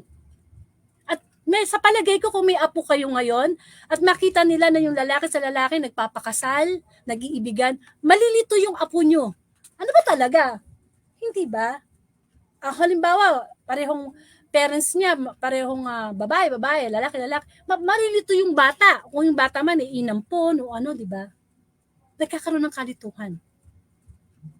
Alam niyo po kasi, originally, yung babae at saka lalaki, ang laki-laki na ng problema. Hindi ba? Babae at lalaki, naghihiwalay, hindi magkasundo, nagkakaroon ng broken family. Kasal na legal, problema, maghihiwalay, kailangan ihatiin yung property. Legal na kasal na babae at lalaki, yung lalaki nangaliwa, o yung babae pwede niya idemanda yung lalaki. Anong punto? Lalaki at babae lang sa katerba na eh. Ang problema dadagdag pa yung lalaki sa lalaki, babae sa babae. Hihingi pa ng ng equality na kailangan may batas para sa mga babae, sa lalaki na pwede na rin ikasal. Kapatid, no? Medyo respeto naman. Marriage is for man and a woman lamang. Kasi binibless siya ni God. Amen. Kaya di ba, ano na namang ginawa ng tao? Punta na naman ng ibang bansa, doon magpapakasal ang lalaki sa babae sa lalaki. Walang bisa yun. Amen. Yes, nagmamahalan. Pero, paano magpaparami? Parang nagdadagdag lang tayo ng kasalanan sa mundo Amen. Of course, sometimes, bilang tayong mga tao, hindi naman talaga natin dapat i-judge. Sinasabi lang natin ito according to God's pananaw, ha? Hindi naman natin sabihin pwede na yung sapatos niya, size 6. Pag sinuot ko, hindi kasya sa akin yun kasi size 7 ako. Ano ibig sabihin nun? Hindi natin alam kung ano talagang tunay nilang damdamin. Hindi natin talaga alam kung bakit sila naging ganun. So, ang dapat doon, ipinagdarasal. Amen? Bilang mga magulang, di ba, ang mga magulang natin, nangarap na, ay sana magkaroon ako ng baby girl, baby boy. Tapos nung lumaki, di ba, yung baby girl, naging boy. Hindi iba yung pangalan, iba yung tsura. Paano pagdating ng judgment day? Bakit tayo makilala ni Lord? O, teka muna, ikaw si Max, si Mo, nung nilikha ko, ba't ngayon si Maxine ka na? Ano pong punto ng Panginoon dito? We are living in a spiritual battle. May kanya-kanya tayong spiritual battle. At kahit, naniniwala ako, na kahit gaano kalalim, kahirap, yung pinagdadaanan natin pagsubok sa buhay, nasasabihin natin, hindi ko kaya, talagang gusto ko lalaki. Hindi ko kaya, talaga gusto ko babae. Walang imposible sa Diyos. Kaya nga diba sabi ng salita ng Diyos, kung gusto mong maglingkod sa akin, forget yourself. Kung gusto mong maging lingkod ko, pasanin mo ang sarili mong krus. Kung ang krus mo, yung hindi mong maalis na magkagusto sa babae o sa lalaki, krus mo yan. Kailangan natin isuko yan sa Panginoon. Amen. Kaya, yun nga, we have to pray for that. Hindi pa naman huli ang lahat Amen. Ang sarap maging babae. Kaya huwag mo nang pangaraping maging lalaki kung babae ka. Kasi ang mga babae may matres. Pwedeng manganak. Gamitin ng Diyos para magparami. Kung ikaw, pinipili mong maging lalaki, babae ka, sayang naman yung matres mo. Ang daming totoong mga babae dyan na hindi manganak. Sana sabihin nila, sana akin na lang yung matres mo. Amen. Hindi po, marami pong lalaki at babae, hindi po tayo maubusan. Amen. Kasi ang nangyayari po let's face it ang nangyayari kaya babae sa lalaki, kasi maaaring meron ng bad experience sa opposite sex. Or, ang pinakamabigat na reason yan, kasi ginagamit natin, inaabuso natin yung free will na ibinigay sa atin ng Diyos. Lord, lalaki mo ako nilikha, ayoko gusto ko babae. So yung free will, nabubuhay po tayo sa mundong ito, hindi para sa free will natin, kundi para sa God's will. Yung tipong, Lord, gusto ko ganito ako gusto ko babae ako, pero gusto ko macho ako gusto ko babae yung shota ako, Lord yun ang gusto natin. Ang tanong, gusto ba ni Lord? Kaya nga kailangan nakakarinig po tayo ng gospel everyday. Kasi ito po yung katotohanan At kung hanggang ngayon hindi tayo makaalis sa pagiging yung gender na gusto natin, nakakulong tayo. Kinukulong natin ang ating sarili. At hindi natin pinapasaya ang Panginoon. Di ba? The Word of God will set us free. Ang salita ng Diyos ang makapagpapalaya sa atin kasi yun ang katotohanan. Amen. Kung kaya mo i-give up ang lahat para sa Diyos, may kapalit yan, buhay na walang hanggan. Kasi yung partner natin na same sex natin, hindi naman tayo ililigtas niyan eh. Pag namatay ba tayo, ililigtas ba tayo nung kapartner nating same sex? Hindi. Ang kaligtasan, kanya-kanya po tayong trabaho. Kaya nga di ba our God is a jealous God. Gusto niya, siya lang ang mahal natin. Hindi yung mas minamahal natin yung tao kesa sa kanya. Amen? Kaya kung may mga anak kayo na nafe-feel nyo na parang gusto yata nitong maging lalaki, babae to. Ipagdasal natin sa Panginoon. Amen? Bigyan natin ng pangaral. Huwag tayong magsawa. Kahit sabi mong nagpa-change sex na siya, pagdasal natin sa Panginoon. Kasi may mga ganyan naman na nagbabalik loob sa Diyos. Yung kahit na lalaki sila, tapos nagpalit sila ng talagang babae, no? Nagjo-join pa sa mga beauty contest, nananalo pa. Pero dumating yung time na tinalikuran nila lahat yun. At nagbalik loob sa Diyos. Kasi lahat yung pansamantala lang eh. Di ba sabi nga ng salita ng Diyos, aanihin mo lahat na mapa sa iyo. Ang lahat dito sa mundo. Aanin mo lahat na mapa sa iyo ang gusto mo. Kung ang kapalit naman nun ay ang yung kaluluwa. Ayun, thank you brother, no? Sabi ni brother Jerry, ang English daw ng karumal-dumal ay abomination. Abomination. Karumal-dumal. Amen. Kaya nga diba ang Gomora sa Mora po ba yan, no? Di ba ginunaw ng Diyos sa pamamagitan ng apoy ng mga asupre? Kasi karumal-dumal po talaga yun sa Diyos. Hindi ba? Ang sarap maging lalaki. Ikaw yung head of the family. Ikaw yung, di ba? Sana i-enjoy natin kung ano yung gender na ibinigay sa atin ng Diyos. Kasi mahal tayo ng Diyos eh. At sa lahat, hindi nagkamali ang Diyos ng binigay na gender sa'yo. Kung babae ka, babae ka. Kung lalaki ka, lalaki ka. Pag binago mo yan, ikaw ang may mali, hindi ang Diyos. Marami tayong bagay na maitatanong sa Panginoon, bakit ako ganito? Gusto ko magpakalalaki, bakit gusto ko maging babae? There are a lot of questions that we cannot answer because our mind is limited. But God, His mind is unlimited. Siya lang yung makakasagot. And of course, kailangan nating mabuhay. We have to live in this earth, on this earth na, diba? Live by faith, not by sight. Amen. Subukan lang natin, no? Kasi mahirap namang dumating ang panahon na ang mundo natin punong-puno ng lalaki sa babae, lalaki sa lalaki, babae sa babae. Sila na ang nag-iibigan. Baka matapos na ang mundo kasi wala na mga anak. Ayaw ng mga anak ng babae. Gusto niya lalaki. Amen. Tsaka wag po natin ipipraise yung mga ganong sikat na artista, sikat na personality. Hindi porke, mga kapatid, hindi sa pagsunod sa Panginoon, hindi pwede yung majority wins. Hindi porke ginagawa ng marami at marami ang nagla-like, nag-share, nagko-comment na, ako yung nakikinikilabutan, no? Ewan ko lang po yung minsan meron ako napanood sa YouTube na kapwa babae, tapos may mga nag-comment, alam niyo comment nila, God bless you, ang pagsasama. Naku po, sabi ko, huwag niyo pong gamitin ang pangalan ng Diyos in vain. Biro mo, karumal-dumal na ngayon, sasabihin mo pa, God bless you. Huwag niyo pong gamitin yun. Parang awa niyo na po. Hindi ba? Paano i-bless ni Lord yun? Amen. Amen. Alam niyo po,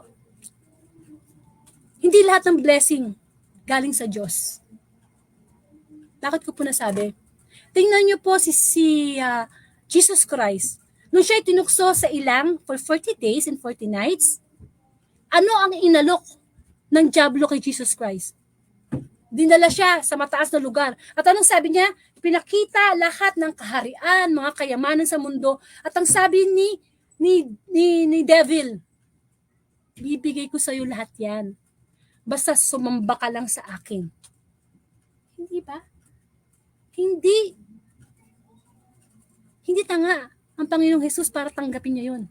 Kasi alam niya, lahat ng nakikita na pinakita sa kanya, higit pa dun ang kayang ibigay sa kanya ng Ama sa Langit.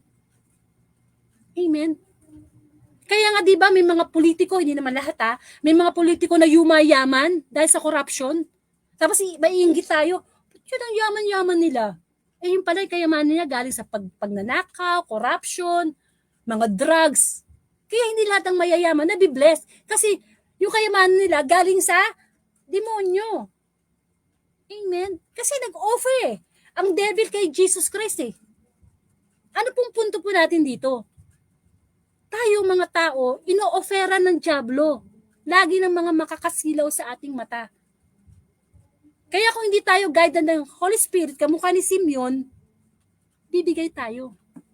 Bibigay tayo. Amen.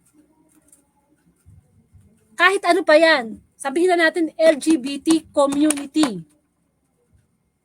Bakit hindi natin palitan ng God's community? Wala namang LGBT community sa Bible Amen. Gawin natin God's community. Kasi bilang pamilya, maganda na meron tatay, nanay, anak. Kaya nga tinatawag na family. Kapag walang anak, ang isang couple, husband and wife lang sila. Pero once nagkaroon sila, kahit isang anak lang, matatawag silang family. So bukod doon, basic institution ng community, kailangan meron din tayong God's community. Amen.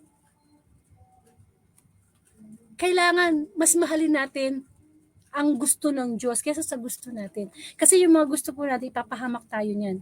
At kung may mga question tayo sa Panginoon na hindi masagot, hayaan natin na ang will ni Lord.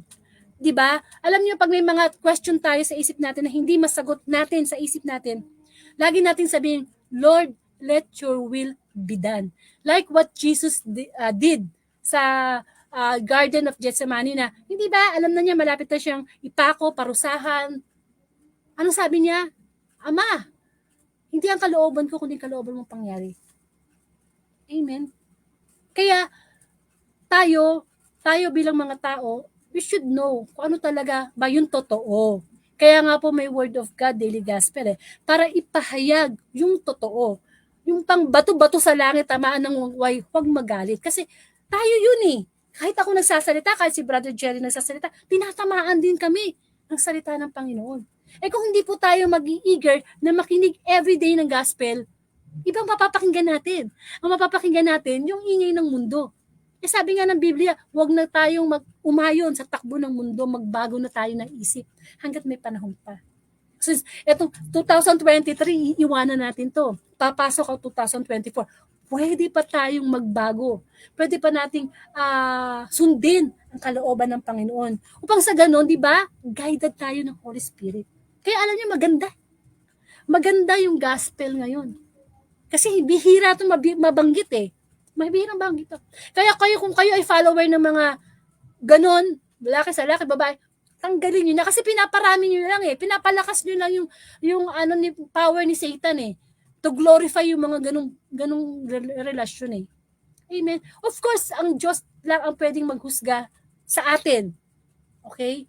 Ang sinasabi lang ngayon ng mabuting balita, dapat hindi ganon kasi hindi yun ang gusto ng Panginoon. Instrumento lang po kami, si Brother Jerry, para i-voice out yung gusto ng Diyos. Amen. Wala kami karapatang mag-judge. Never. Lahat ng mga pare, preacher, just to be the tunnel, instrumento ng Panginoon to glorify the name of God. Kaya kung meron tayong mga anak na ganyan, kamag-anak na ganyan, kaibigan na, pagdasal natin. Pagdasal natin, no? Kasi kasi ang sa buhay natin ngayon, yung mga hindi normal, ginagawa natin normal. Diba? So, hindi dapat ganun. Amen? So, ano pa ba sinabi niya, ni Brother Jerry? Yun lang naman kasi habang nagsasalita siya, nakikinig ako, tsaka tinatype ko dito sa comment section. So, naano ko siya. Palagay ko naman na mas nahimay ko sa tulong ng Panginoon namin ni Brother Jerry. Kung hindi nga na siya nagmamadali, sana magpapalitan pa kami ng kuro-kuro Ayun. But to summarize na lang talaga ang lahat is inaano sa atin ng mabuting balita na tayo ay gabayan ng banal na espiritu. Mabuhay tayo through Holy Spirit kasi nagbabattle tayo, naglalaban araw-araw sa atin yung flesh at saka yung Holy Spirit. Amen? So, kailangan, yun, si Simeon, tularan natin na willing na siyang mamatay kasi nakita niya yung Mesiyas. Tayo, baka mamaya mamatay na lang tayo, hindi pa natin nakikita yung katotohanan sa buhay natin. Eh kung tayo ay talaga sumusunod na sa kalooban ng Diyos, amen? Willing na tayong mamatay anytime. Hindi na tayo natatakot mamatay. Ang mga taong natatakot lang mamatay, ay yung mga taong naisip nila, pupunta na ako sa impyerno, makasalanan ako. Hindi. Pero pag nasa Panginoon ka, anytime Lord, kunin mo ako. Di ba ganyan si San Pablo? Gusto niya niyang, kung pwede nga lang, kunin na siya ni Lord. Kaya lang, ginagamit pa siya ni Lord para sa mabuting balita, di ba? Amen. Kasi itong mundo natin punuto ng problema, ng pagsubok, para matapos na, di ba? Gusto na mamatay. Yung mga ba nasi-suicide? Pero hindi. Si Simeon, nagpuri siya sa Panginoon. Nakita ko ni Mesiyas. At ang salita ng Diyos, yan ang Mesiyas na ibinibigay sa atin araw-araw. Nakikita natin. Kaya dapat, ininyayahan ko kayo na lagi tayong makinig ng Word of God. Para lagi natin nakikita yung Mesiyas, yung salita ng Diyos. Para anytime na kunin tayo ng Diyos, anytime na magkaroon ng muling pagbabalik ang Panginoon, ready tayo. Ready tayo. Amen? Purihin natin ang Panginoon. Magkaroon po tayo ng closing prayer. Sa ngalan ng Ama at ng Anak ng Espiritu Santo. Amen. Panginoon, maraming pong salamat muli sa pagbibigay mo ng pagkakataon na kami makapagnilay sa mabuting balita. Tunay nga, O Lord, na kami maraming pagkukulang. Marami kaming ginagawa na hindi guided ng Holy Spirit.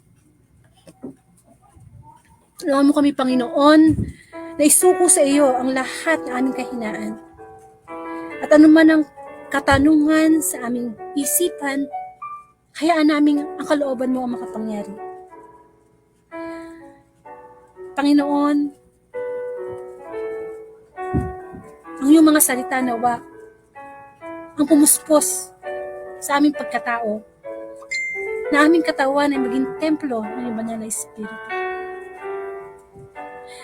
Dalangin namin, Panginoon, ang aming mga kapatid na hanggang sa ngayon ay nabubuhay ayon sa kanilang kalooban. Nawa, itouch mo ang kanilang puso't isipan na magbalik loob sa iyo, Panginoon, sa orihinal mong pagkakalikha sa kanila. Bigyan mo ng lakas ng loob ang kanilang mga magulang, kapatid, kaibigan, upang sila'y dalhin sa templo na kung saan ang presensya ng iyong mga salita ay nagpapagaling. Wala pong imposible sa Panginoon. Tayo po'y manalangin sa Kanya. At tayo po ipagkakaloob ang ating panalangin ayon sa Kanyang kalooban. Sapagkat ang Diyos ay mabuting, marangal, malinis. At tayong mga makasalanan ay pwedeng lumapit sa Kanya upang tulungan niya na makita natin lagi ang katotohanan sa Kanyang mga salita na magpapalaya sa atin. Yes, Lord, mahina kami, nagkakamali, makasalanan. Pero maraming salamat. Bawat araw, binubuhay mo pa kami. Bawat araw, binibigyan mo pa po kami ng pagkakataong lumapit sa iyo. Ano man ang nawala sa buhay namin ngayon, Lord, tao, bagay, material na bagay, pangyayari, okay lang yun, Lord. If that's your will, let your will be done. Mawala na ang lahat, Lord. Huwag lamang ikaw na pumupuspos sa aming espiritu. Ama namin, sumasalangit ka, sambahin ang ngalan mo, mapasa amin ang kaharian mo, sundin ang loob mo dito sa lupa para na sa langit. Bigyan mo po kami ng aming kakanin sa araw-araw at patawarin mo kami sa aming mga sala para nang pagpapatawad namin sa nagkakasala sa amin. Huwag mo kami painturo sa tukso at hadya mo kami sa lahat ng masama. Hallelujah, hallelujah. Purihin ka man Diyos na makapangyarihan sa lahat. Magbigay ka ng kagalingan online In Jesus' name, ano man ang kahinaan natin, mga kasalanan natin, na nagiging sanhi ng paglayo natin sa Panginoon, bigyan mo po kami ng free choice to choose to bless others, not to curse. Huwag kami patalo sa masama, kundi talunin namin ng mabuti ang masama. Salamat, Panginoon. Pinapanalangin ko ang pamilya ni Brother Dominic, Brother Juby, Brother Jerry, Brother Fernando, Brother Dulce, Brother Rene, Brother Steve, Brother Jack, Brother Ediberto, Brother Gorde, Brother Daisy, Sister Daisy, Sister Cecil, at lahat po sa Brother Kapitan, Manny, Bernardo, Sister Telma, at lahat po ang naka-online ngayon at lahat ng tao sa mundo. Bless them, O Lord, and help us na naging makita ang katotohanan sa iyong mga salita. Ang lahat ng ito, dalangin ko po sa iyo, Ama, sa pangalan ng Anak, Isang Espiritu Santo. Amen. Sa ngalaman ng Anak, Espiritu Santo. Amen. Amen. So, maraming salamat po sa Panginoon. And of course, kung hindi nyo mo naabutan ang Friday Gospel, December 29, 2023, pwede po kayo magbalik sa Facebook account ko. O, everyday naman po, nagpo-post dyan yung Everyday Gospel. O kaya punta po kayo sa YouTube channel ko, Angelica Dorde. Andun po yung mga nakaraang gospel from 2019 at sa ngayon, kahapon, no? And paano lang po, for the glory of the Lord, pa-subscribe na lang po para someday makapag-live po tayo sa TikTok, sa YouTube. Yan. Sa ngayon, sa Facebook lang muna. Pero plano po ng inyong abang lingkod na pasukin ang YouTube channel para mas marami ang makarinig ng mabuting balita. So, paano kung mapapasok ang YouTube channel? Paano mapapasok ang YouTube channel namin ni God kung konti lang ang subscriber? So, sana mag-subscribe po tayo. Punta po kayo sa YouTube channel ko. Meron doon sa, diba? Subscribe. O, pindutin nyo yun para madagdagan yung ating mga nagsasubscribe for the glory of the Lord. Amen. And of course, share nyo yung gospel itong Friday, no? Pwede nyo po ito i-share sa inyong mga kaibigan, sa timeline nyo, sa inyong group chat, bilang pagpapasalamat sa Panginoon. And of course, matatapos na itong December. Salamat sa mga naging guest preacher ko. Si Brother Derek, si Brother Noel, si Brother Rita, Brother Toti, Brother Relax, Brother Francis, Brother Orlando, Brother George, di pala natuloy si Brother George Mindoro, si Brother Bong Mangaba, si Brother Jerry na dati. At sa January po, 2024, kung lolobin ng Panginoon, ay muli natin silang ibabalik. Kahit once a month lang, kamukha ni Brother Jerry na dati, once a month, papasok po natin siya bilang guest preacher. Yung mga iba rin, sila Brother Raytan, sila Sister Libratas, si Sister Angelica Guevara from Canada, yan. Sa January, i-schedule po natin yan. So, bukas po kung lolobin ng Diyos, December 30, 2023, Saturday Gospel. Mga alas 6 po ng umaga ako mag-gospel kasi meron po kaming gawain. Kaya, maaring 5 a.m. or 6 a.m. bukas po ng umaga, ang inyong abang lingkod ang gagamitin ng Panginoon para sa Saturday Gospel, December 30, 2023. Amen. So, kamukha po ni Simeon, nakita niya ang Mesiyas, ang Panginoong Hesukristo. Sana, lagi din nating makita ang Diyos, lalo na sa panahon na tayo nalulungkot, nag-iisa, nagne-negative, para hindi po tayo pasukan ng demonyo. Amen po. So, pakinggan po natin itong closing song na kung saan pakinggan nyo o basahin nyo yung lyrics. Maganda po ito.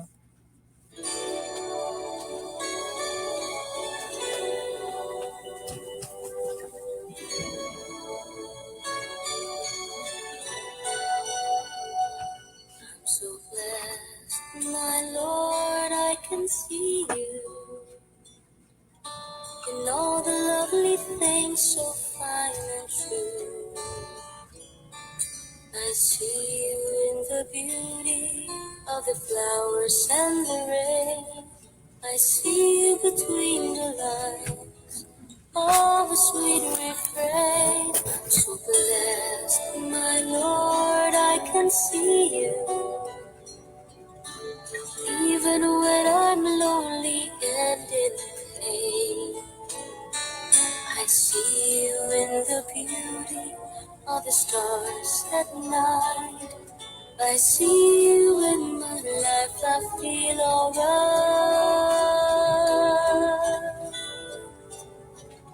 I see you, Lord, in sorrow and in happiness. I see you in the glory of sweet success. I see you, Lord, every hour, every day. I can see you, Lord, whenever I pray.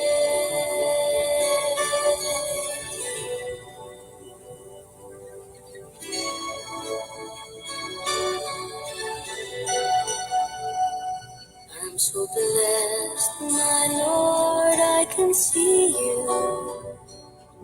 In the smile of a baby, sweet and true. I can see you in the eyes of my very best friend. I see you in these bonds, just like your love would never end. I see you, Lord, in sorrow and in happiness. I see you in the glory of sweet success. I see you, Lord, every hour, every day. I can see you, Lord, whenever I pray. I see you, Lord, in sorrow and in happiness. I see you with the glory of sweet success. I see you, Lord, every hour, every day. I can see you, Lord, whenever I pray. I pray. I can see you, Lord, whenever I pray.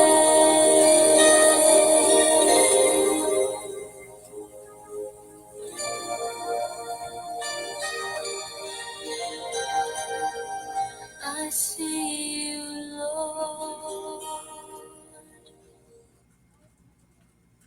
Okay, yun nga no. Sabi nung kanta, makikita daw natin si Lord in sorrow and in happiness. Sa dalawang side ng buhay natin, pwede nating makita ang Diyos. Lalo na sa panahon ng nalulungkot tayo, dapat mas makita natin ang Panginoon doon. Amen. So, dapat lang na nabigyan natin ng pansin ang Panginoon araw-araw. Actually, hindi naman tayo nabubuhay sa mundo na hindi dahil sa pahintulot ng Panginoon eh. May mga mahal tayo sa buhay na kinuha na ni Lord, so ipagdasal natin sila. So tayong nabubuhay, ibig sabihin merong reason. Merong message ang mga taong kinuha na ng Diyos sa atin na sila, tapos na yung buhay nila rito, nasa pila na sila ng for judgment day. So tayo, salamat sa Panginoon, buhay pa tayo. Pwede pa po tayo magbalik loob sa Panginoon. Pwede pa tayo mapuspos ng banal na Espiritu. Napakabuti ng Diyos. Alam mo, ang Ama sa Langit, binigay niya si Kristo para tubusin ang ating mga kasalanan. Kaya nga malaya na tayo nakakalapit sa ating Ama to ask forgiveness. At pakabuti din ng Panginoong Yesus nung umakit na siya sa langit, nag-iwan naman siya ng patnubay. Yun yung banal na Espiritu. Na huwag sana nating kakalimutan na laging ipanalangin na tayo ay puspusin. So, yun nga no, dapat lang tayo talagang maging positibo sa ating buhay upang sa ganon, yung Holy Spirit, nakakapasok siya. Amen. So, maraming pong salamat, and of course, the Great Commission from Mateo 29:19. Kaya humayo kayo at gawin ninyong alagad ko ang lahat ng bansa. Bautismuhan ninyo sila sa ngalan ng Ama at ng Anak at ng Espiritu Santo. Ibig sabihin, you should share the gospel. Kasi Great Commission yan. Yan yung pinagagawa sa atin ng Panginoon. So, maraming pong salamat. Huwag niyo pong kalimutang magdasal bago matulog, humingi ng kapatawaran, upang sa ganon, pag ginising tayo muli ni Lord, ang una natin sasabihin, thank you, Lord. Purihin natin ang Panginoon. To God be the glory.